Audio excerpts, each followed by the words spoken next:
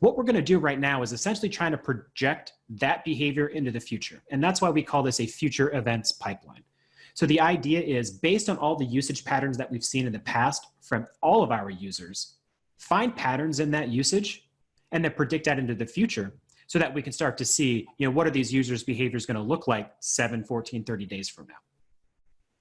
And so going into the future events, the first thing that you'll see is a listing of all the events that are being tracked and sent over to Cortex. So if we wanted to say, for example, predict that the users are going to purchase, we could do that. We could predict that a user is going to add an item to the cart, anything we can predict here. But for this particular prediction, we're going to use a more generalized event here, which is any event. Because the whole idea is we're trying to predict activity, or more specifically, inactivity from a user.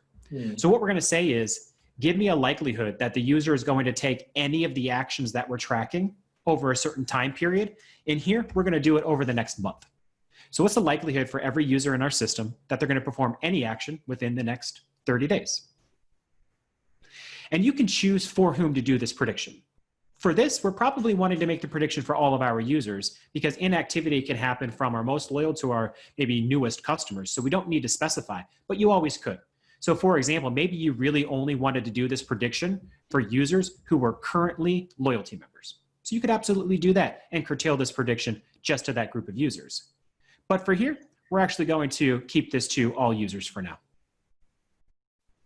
And here, we're just going to give settings for this. So we're going to call this our churn inactivity prediction. And this is a really important part of the setup, which is how frequently should you run this pipeline?